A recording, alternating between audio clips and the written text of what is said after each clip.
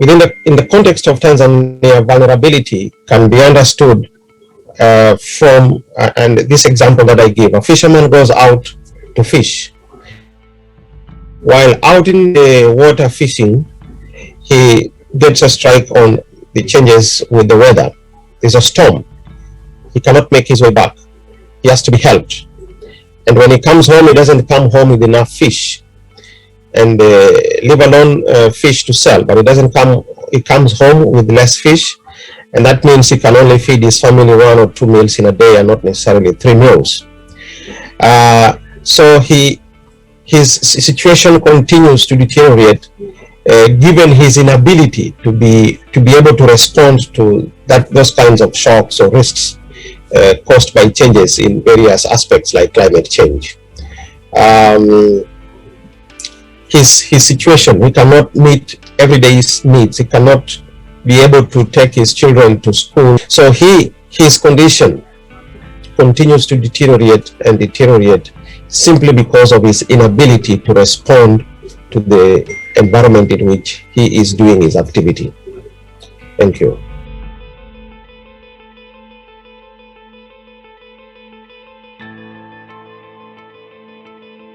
In Senegal, the vulnerability of small scale fishing is a degree to which the sector is susceptible to cope the adverse effect of climate change, including climate variability and extreme events, and poor fishery governance and policies.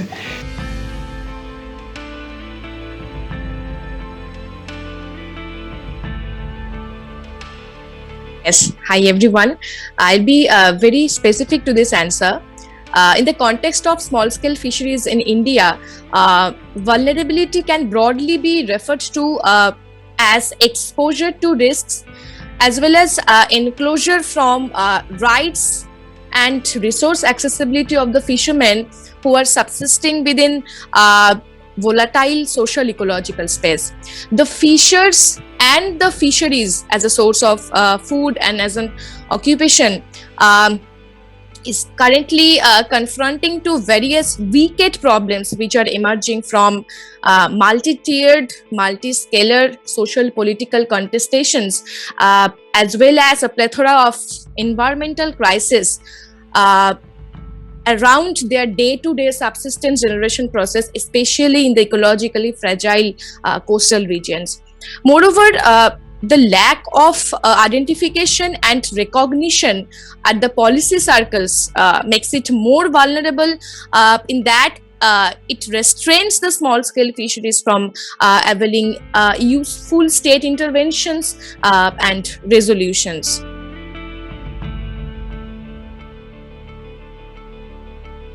There can be examples from the Sundarbans and from the coastal regions, for that matter, any coastal region of tropical delta states, where you see that how resilience and vulnerability, they can seem to kind of have a directly proportional relationship and not an inversely proportional. So by this, I would like to say that, for example, if we take fluid states, for example, Sundarban is a fluid state. So far as vulnerability is concerned, flooding or cyclones or this, this geomorphological changes or the, natural disasters, these shape these coastal regions, and definitely they provide vulnerable the shocks, or they are the threats so far as the livelihoods of fishers are also concerned. To me, I think the overall discussions on vulnerability, viability, volatility from multiple vantage points is quite significant, and then we can deploy it on different social groups and people engaged in occupations like agriculture, fishing, etc. in this kind of so-called quote-unquote inhospitable, but again not inhospitable spaces in that sense of the term.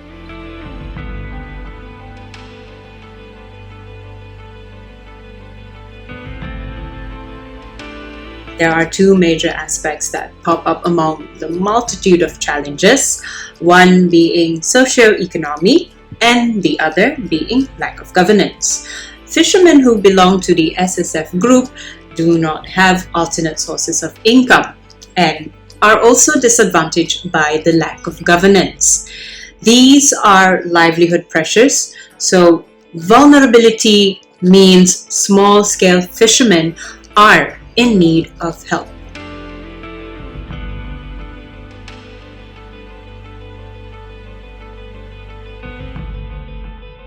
Think of smaller scale fisheries and vulnerability in the context of Bangladesh.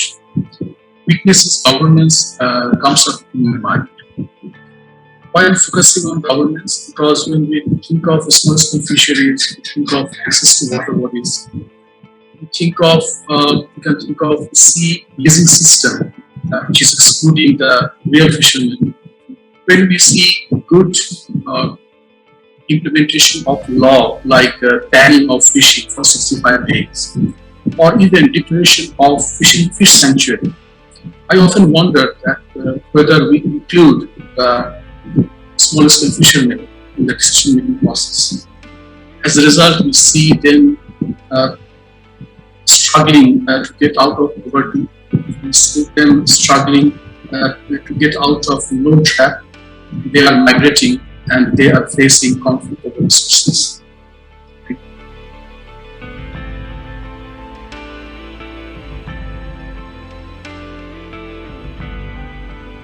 Losing community vitality is vulnerability to me. Fishers and community people are content with what they have without trying and attempt to develop.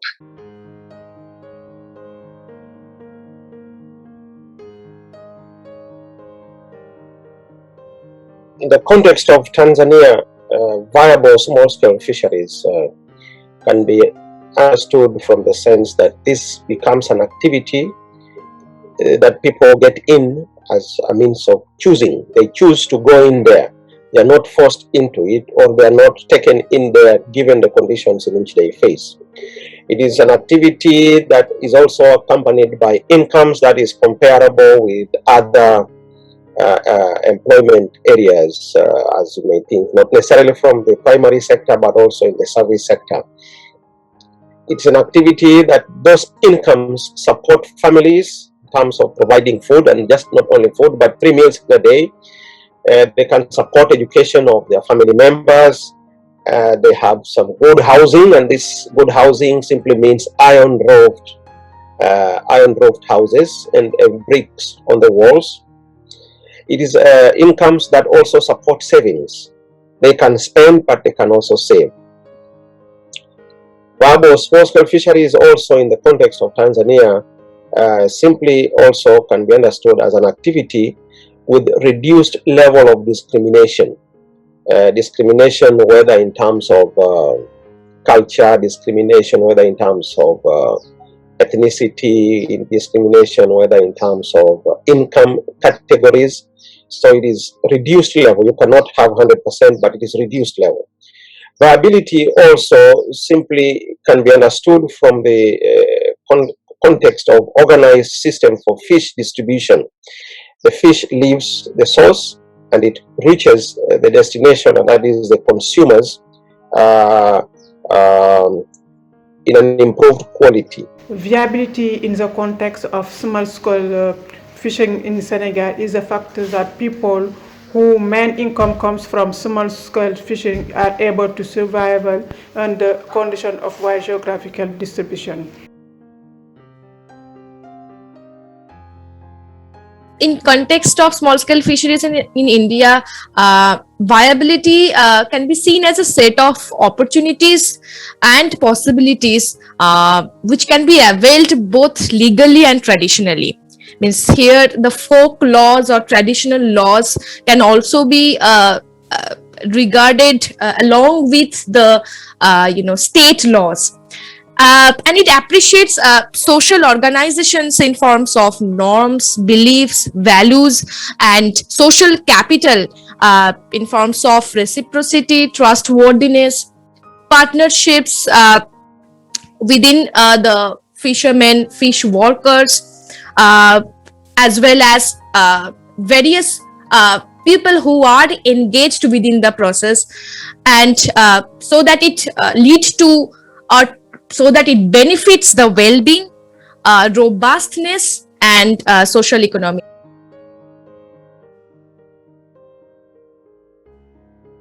When we are discussing viability, two things that immediately come to my mind, and definitely also in the context of SSF, is that when we are talking about viability, so viable for whom and at what cost? We definitely need to accommodate and incorporate the dimension of time when we discuss, or temporality when we discuss viability. We need to discuss cultural practices and spatial dimensions when we discuss viability, and that is why each space, each temporal scale will have its own narrative. It is very important for us to trace and map the commonalities, but at the same time also inform us with the specificities that actually make way to viability. Viability is like the light at the end of the tunnel. It may not necessarily mean that all problems can be resolved instantaneously. Viability means possibility. With viable tools and coping mechanisms in the form of capacity building and training, social safety net funding, and co-management in place, it is possible for small-scale fishers in Malaysia to sustain their livelihoods. I want to see viability from the perspective of small-scale fishermen. And I would like to use two words to explain that. First one is inclusion. When you include someone, you actually recognize their stake in the whole system. You started listening to their voice, and you include them in the decision-making process, which we often see absent. The second word I would like to introduce is access. When I say access, it is not only access to the water bodies that on which the fishermen's livelihood depends upon. It also means the access to market system. An alternative livelihood option is also very important, and for that, access to skill development is important. And for the second, I would say a healthy and strong organization.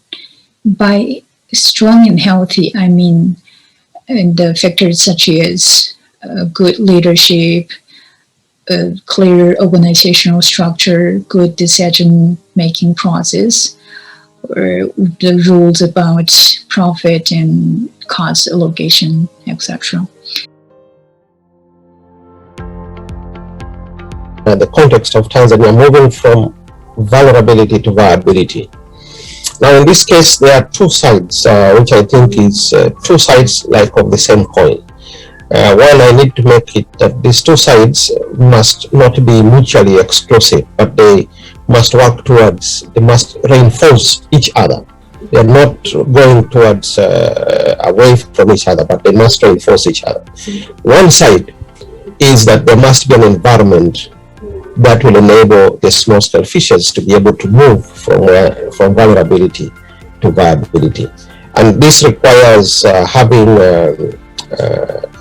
regulations, rules, laws that will support, creating that environment that enables them to move. It is the creation of environment, for instance, having access to saving schemes, having access to financial institutions, having access to good roads. The environment created, through regulations, through laws, and through rules, enables the fishermen or the small-scale fishers to move from the one state into another state. On the other side is on the side of the fishermen themselves. They need to be able to grasp and see this opportunity, this environment, and use it. It is the first point is finding ways to increase resilience to vulnerability factor, to develop the fisheries sectors through good governance and effective fisheries policies, to ensure compliance with regulation and management measures for fisheries, to combat overexploitation and unsustainable fishing practice and pollution, and to provide financial support for fishermen organizations. Thank you very much. Broadly, the transition may be visualized with some approaches. First of all, defining and acknowledging different types of small-scale fisheries and fishers in context of India. Social capital, as I was telling, forms of network, norms, and values of fisher folk seeks for a contemplation. And then scanning out region-specific major challenges and situations. Then there is a need to trace out the suppressed rights, existing government laws and folk laws, and identifying ways of issue-specific application. Then frequent field schools, workshops, awareness campaigns by both natural and social science research teams, and most importantly, assuring multi-level collaboration and building trusts by intensive one-to-one and group communications, feedback generation and recommunication within each level are most crucial and is the first potential step, I believe. I envision an empowered community of small-scale fishermen in Malaysia. I see them having institutional support. I see them at the table discussing issues and solutions with the relevant agencies. I see fishermen not having to resort to illegal fishing techniques to feed their families. I see them having the capacity to not just live, but thrive. The first one is we need to change our mindset. Change in mindset, I mean policymakers, the practitioners, administrators, researchers, we need to believe that change is needed. On the other hand, the fishermen, they also need to believe that change is possible. So the mindset, the change in the mindset is so important. The second point is trade-off. We need to understand, we need to gather evidence, what we are trying to gain in exchange of using what. What are the costs and benefits of those changes in terms of our social cost and benefit, environmental, economic, all those things.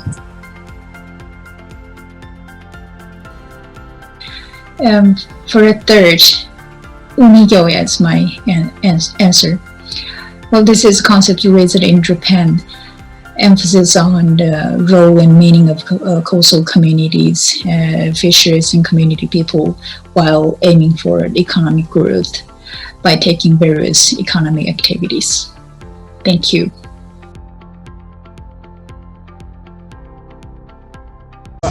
Indonesia in a Fit2Fit project, we have 9 title of project research, which is in a variation of location in Java as well as in Bali and also in Kalimantan. So the first one is for the ecotourism for women empowerment.